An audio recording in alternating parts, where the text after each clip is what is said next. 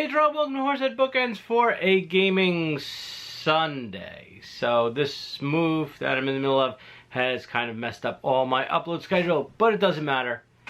It is now 2021. The end of 2020 just happened.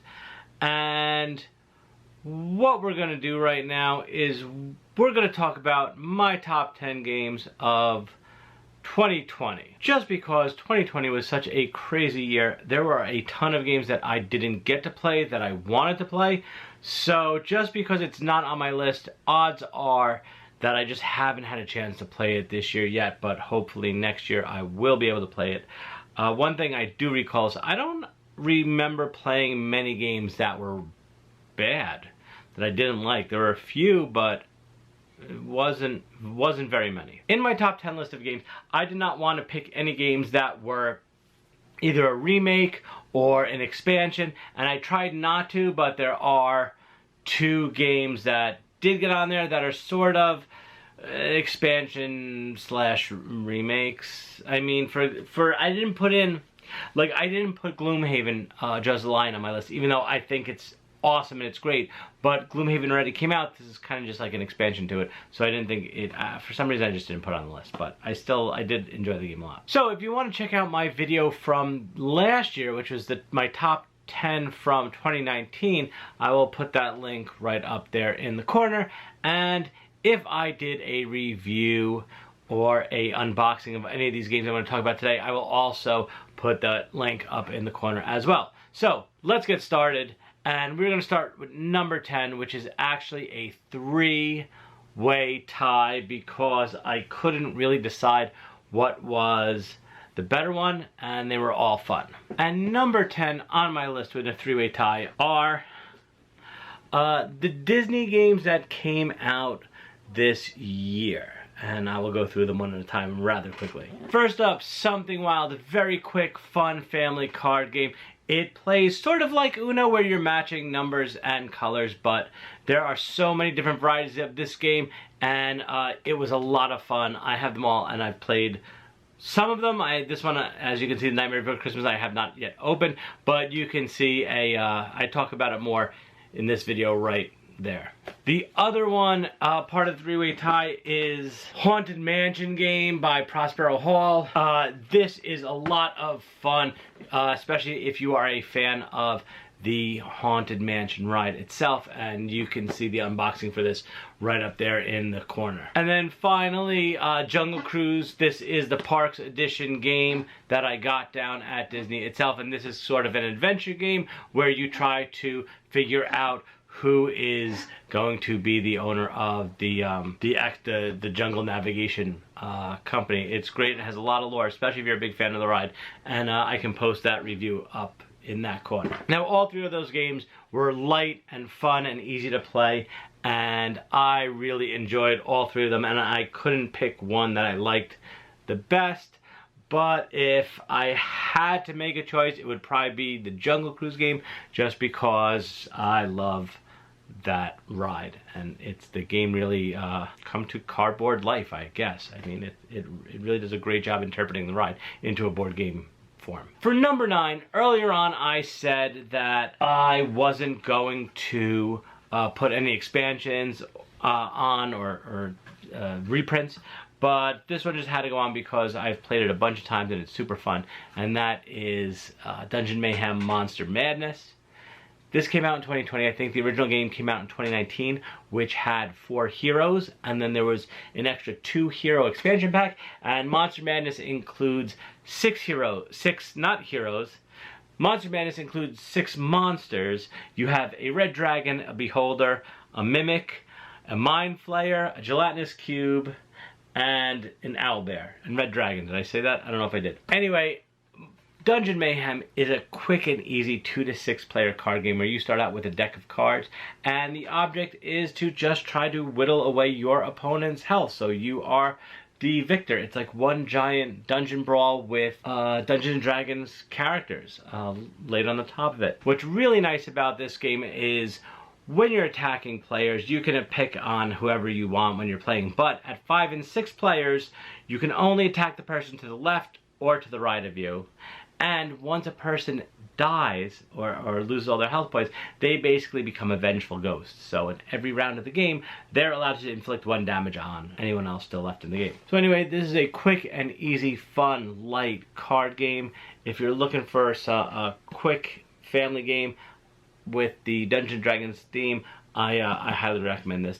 That's why it was number 9 on my list. Number 8 on my list is the only other remake type of game on there, but I really enjoyed this and I had to add it on there, and I never played the original, and that is Barbarians: The Invasion by Tidal Blades. Barbarians is a 1-to-4 worker placement style game, and I believe I did a quick playthrough on it, and I'll post that link right up there.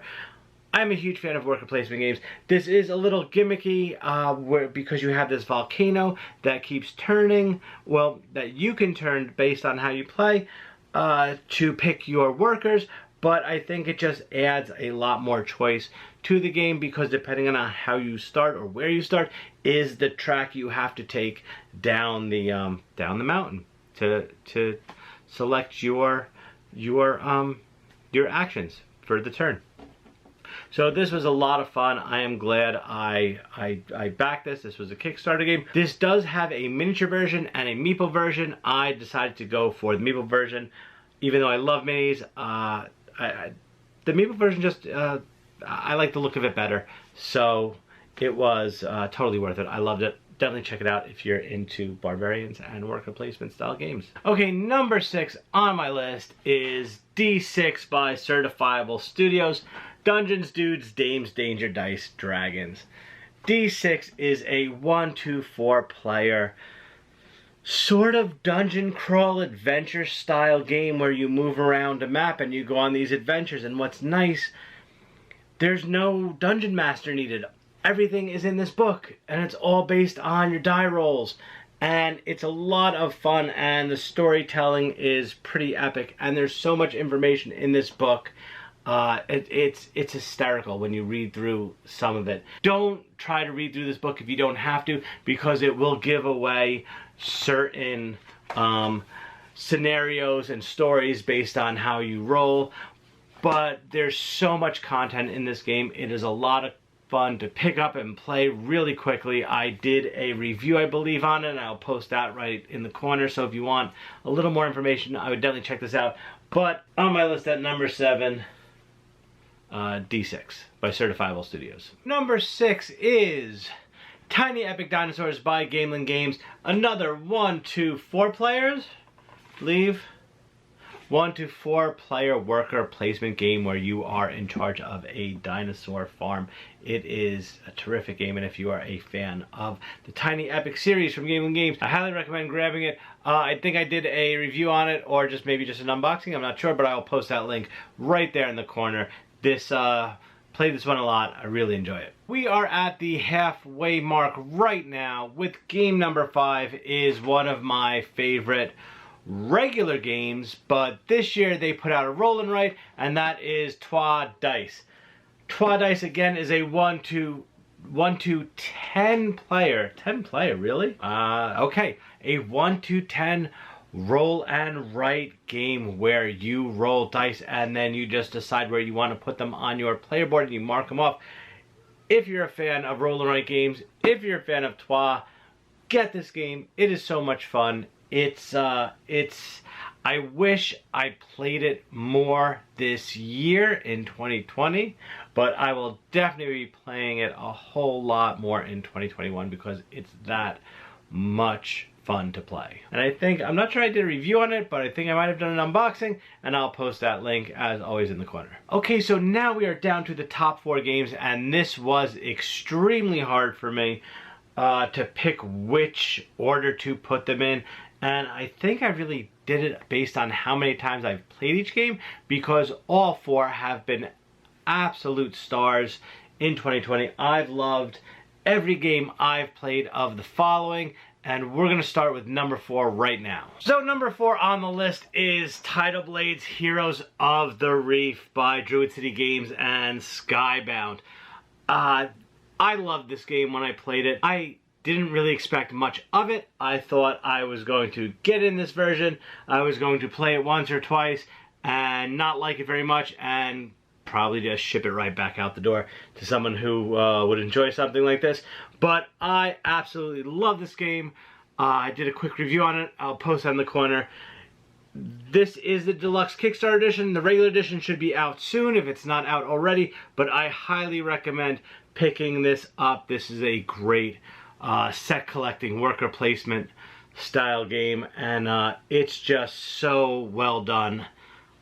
I love every part of this game, and I can't wait to play this game a lot more in 2021. Moving right along to number 3 on my list is Dwellings of Eldervale by Breaking Games. When Dwellings came up to back on Kickstarter, I really didn't know nothing of it. My buddy recommended it for me. He said, you should pick this up, you'll really enjoy it.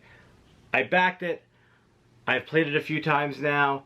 It is amazing. Area control, worker placement style game. As you can tell already, if you haven't, I enjoy worker placement style games. So this is right up there. I did just an unboxing of it, and I'll post that in the corner. But this is something that I definitely recommend checking out. It is a lot of fun. Number 2 on the list is the oldest game I have for 2020. I think I got it last January.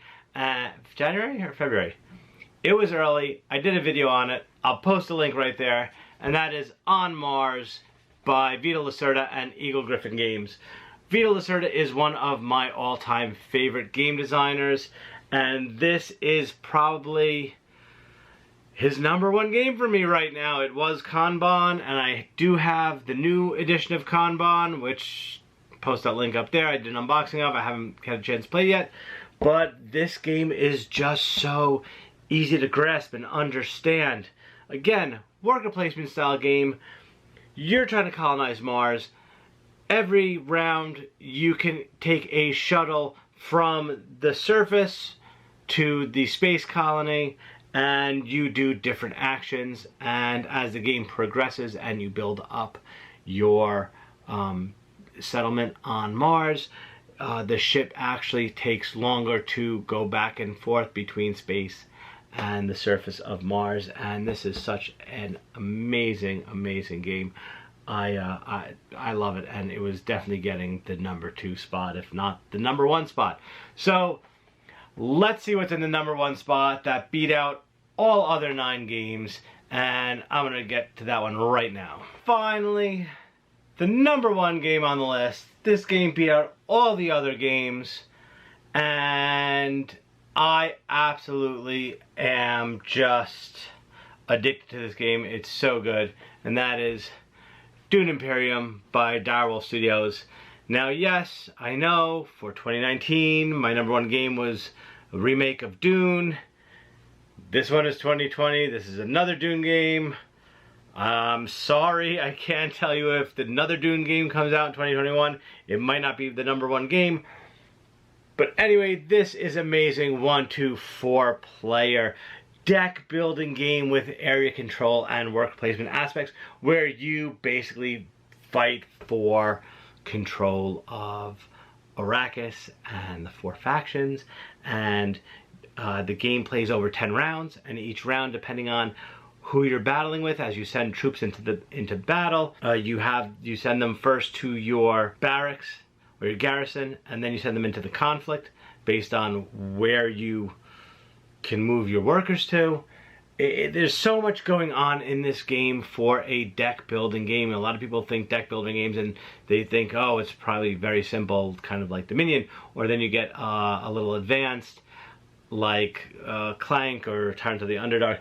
This one, it seems very simple on the surface, but there's a lot of strategy, and it is so much fun. And if you are a fan of the Dune franchise, and I am a huge fan, I definitely suggest taking a look at this one. Now, all the artwork is going to be based off of the new Dune movie coming out. I think it was supposed to come out 2020, but I think they pushed it to 2021. So that's what all the art is based off of. But artwork aside, the game is fantastic. If you like deck builders, with area control and worker placement, and you like the franchise, I cannot recommend this game enough. Definitely get it, check it out, watch videos online on how to play. It is that good. I would not lie to you, and I would not be number one if the game was trash. So that's my number one pick. There you have it, my top 10 games of 2020. Now, I didn't get to play a lot of games that I really wanted to, and there's still a lot on my list that came out that I didn't get a chance to play, mainly because of COVID and having to stay at home. But 2021, I think, is going to be a much better year. I will probably get to play all those games that I missed out on this year, so it should be a good year. Please let me know, what are your games on your top 10 list for 2020, and I want to know if they are games I've played. If I haven't played them, I definitely want to check them out, because I would be interested in probably seeing what you are some of your favorites. So if you like the video, please give it a thumbs up. Also, please don't forget to click on subscribe and ring the notification bell. You will get notified as soon as I post any new videos. Any questions or comments, please post them below, and I'll get back to you as soon as possible. Otherwise, talk to you later.